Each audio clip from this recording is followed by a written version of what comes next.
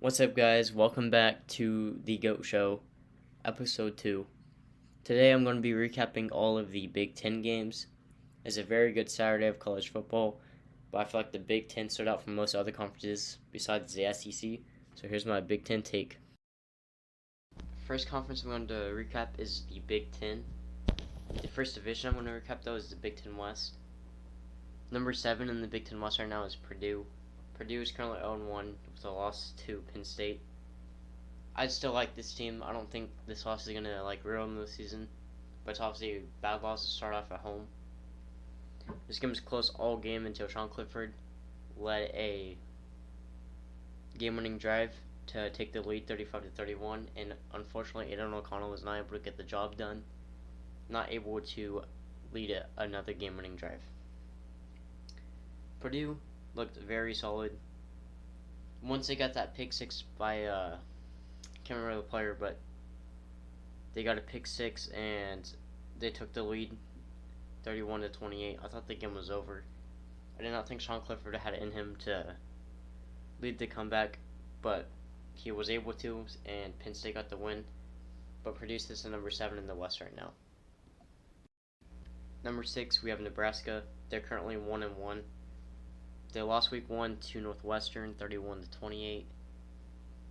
I have no idea what to expect from this team, man.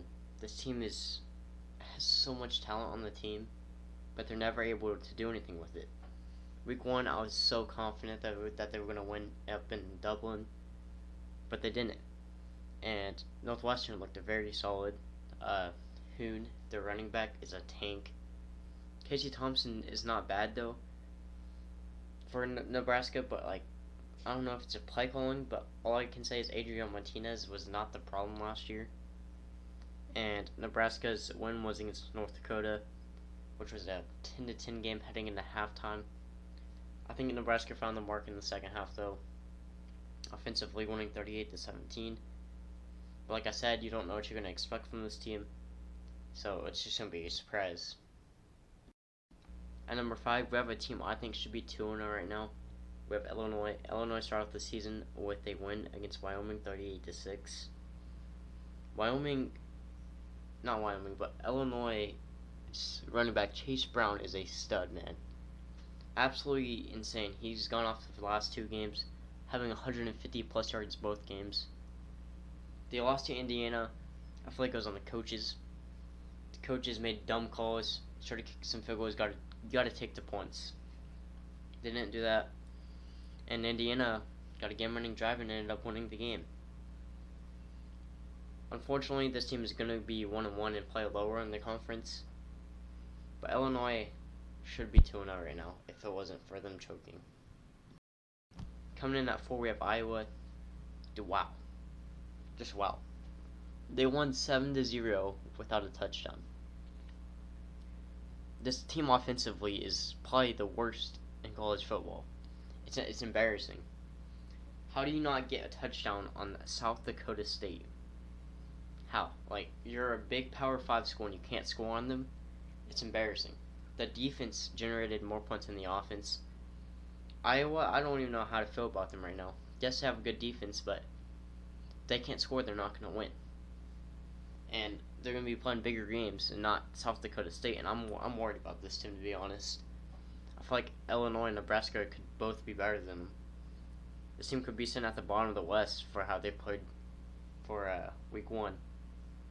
But Iowa, they need to get their stuff together, man. Number 3, we have Minnesota. Ibrahim's back, and he had himself a day. Minnesota won 38-0 against New Mexico State. I feel like there's a lot of stuff up in the air with Minnesota. They lost to Bowling Green last year, so people were worried they could have lost this game. But Minnesota, they went out there and got the job done. It was a pretty game. And Minnesota looked very solid. And I'm actually looking forward to seeing how they do this year. Because I had them sitting at 4th in my predictions, but I could see them very well winning the West. And I want to be shocked if they do. But Minnesota's run game is back, and they looked very solid in week 1.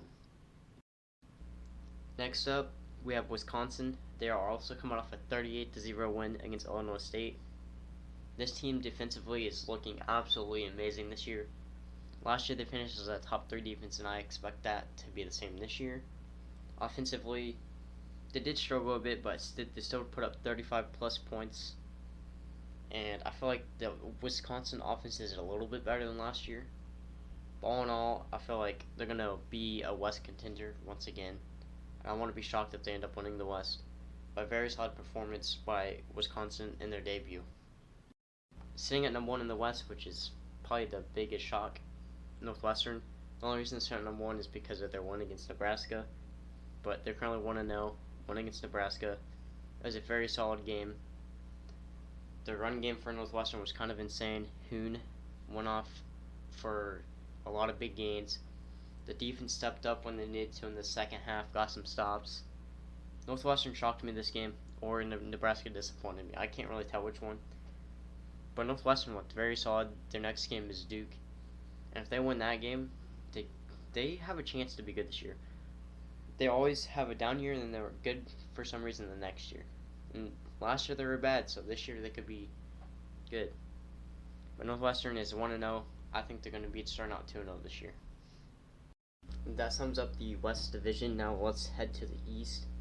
Every single team in the East won their season opener. We got number 7 at Indiana. They won their game 23-20 against Illinois. Like I said when I was talking about Illinois, I feel like Indiana got lucky in this game. They had no business winning this game. Illinois got the famous choke. But Indiana did get the job done when they needed to. They got the game-winning drive. Indiana did not look as good as I thought they would be, though. I feel like Indiana could be a lot better team with the talent they have. But Indiana, I feel like they are going to finish 7th in the Big Ten, even though Rutgers is in it. But I do have Indiana finishing 7th this year. And they didn't look that good this year. Not this year, but against Illinois. Like I said, they got lucky. And I can't remember who they play next week, but they better step it up because the way they played, they have no business winning. Next team up is Rutgers. They actually won their game without their starting quarterback and their starting wide receiver. I was very happy to see Rutgers win this game. I feel like it's a good representation of the Big Ten as they beat Boston College 22-21. Like I said, it was a good representation by the Big Ten, and I feel like it shocked a lot of people. A lot of people I know had Boston College winning. I did take Rutgers winning like 20-17. Close enough. They won 22-21. I like what they did here. I liked how they represented us. It was a very solid win, and I think they could be a little bit better too this year than last year. It just depends on their schedule because their schedule is very tough. Next team up, we have Maryland Terrapins. Maryland is coming off a 31-10 win against Buffalo. What I gotta say about this game? They started off pretty slow on offense, but all in all, they got their stuff together. Talia looked pretty good with the new wide receiving core there. They're dangerous. They looked better than Ohio State's offense week 1. Maryland, their defense actually played better than I thought they would. I thought Buffalo would score a little bit more points. But Maryland kind of proved me wrong and got a 21-point victory over Buffalo. Number 4, we have Michigan State. They played on a Friday night. They won 35-13. They started off really good. And then in the second quarter, but like in the third quarter, they weren't Michigan State. They slowed down, and then going into the fourth quarter is 21-13. And Western Michigan was driving. I feel like Western Michigan could have scored, but they all know the Michigan D-line, not Michigan, but Michigan State's defensive line ended up coming in clutch, getting a sack, which put Western Michigan back where they had to punt. And then Michigan State got it done in the fourth quarter, scoring 2 touchdowns. But this team kind of worries me. Defensively, they were actually very solid, but offensively, they worried me this game. They had a time where they just weren't Michigan State, and their offense is probably going to be inconsistent this year without Kenneth Walker back there at running back. Number 3, we have Penn State. I've already talked about this game a little bit, how they got a game-winning drive against Purdue. Penn State's defense looked very solid. Aiden O'Connell had a good game, but he couldn't keep it going, I guess, I'd say. Penn State also had the last defensive possession stop to win the game. Penn State's defense showed up when they needed to and got stops, especially in the fourth quarter. Purdue's last touchdown came off a pick six, and it wasn't the defense's fault. But Penn State looked really solid. Sean Clifford looked shaky to start, but ended up playing better in the second half. And Penn State, they were my third-ranked Big Ten East team right now, and I feel like they're going to stay there for a while. But Penn State looked very solid. They play Ohio Bobcats next weekend, which should be a blowout win at home. Next up, we have the Ohio State Buckeyes. Buckeyes were the game of the week. They played number 5 Notre Dame. Shaky. They were not the Ohio State Buckeyes offense that we are used to. Jackson Smith and Jigba, he got hurt early in the game. But he showed, if this offense is as good as people say it is, his impact level in the game should not be as high as people think it is. They scored 21 points on Notre Dame's defense. And a lot of people say their defense was outstanding. I don't really think it was outstanding, but Notre Dame's play calling, like doing a QB draw on 3rd and 10.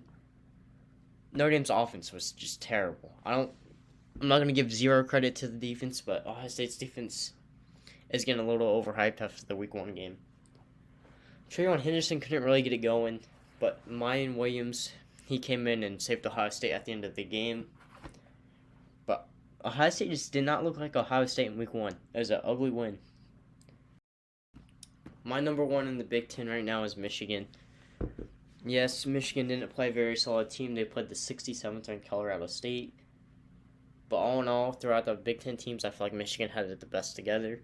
The biggest worry was defensive line after losing a job on Hutchinson. But the defensive line finished with 9 sacks. And they had 4 in the first half, and they kept it up in the second half. As you know, they're doing a QB battle with Cade and JJ. Cade, he played terrible. I think the competition got to his head. And he wasn't how he played last year. Wasn't even close. But JJ, when he came in, first drive gets a 20-yard touchdown. And you could tell who the big house was rooting for in the QB battle, and it was obviously JJ. And you also had the 4th-string quarterback, Orgy, scoring. The run game was pretty solid. I feel like Michigan's pass game is going to take a step up if they do start JJ. Run game's there. It's going to be there. The receiving core is pretty good. Didn't play much of A.J. Henning. I was kind of shocked by that. I thought he'd be like a number 1 for them. But Michigan finishing number 1 in the Big Ten for me right now. Look good. 51-7 win. That is it for today's video. Who do you have as number 1 ranking right now in the Big Ten? Who do you think is going to be number 1 in the Big Ten by next week when next week is over? And do you think Northwestern will be able to keep that number 1 spot in the West for a while, or do you think they will lose it pretty quickly? Comment down what you thought of the video. Comment down your thoughts on the video. Comment down your thoughts in college football and how Week 1 went. Comment down your favorite team. But if you guys enjoyed the video, like and subscribe. Thank you guys, and Goat Show is out.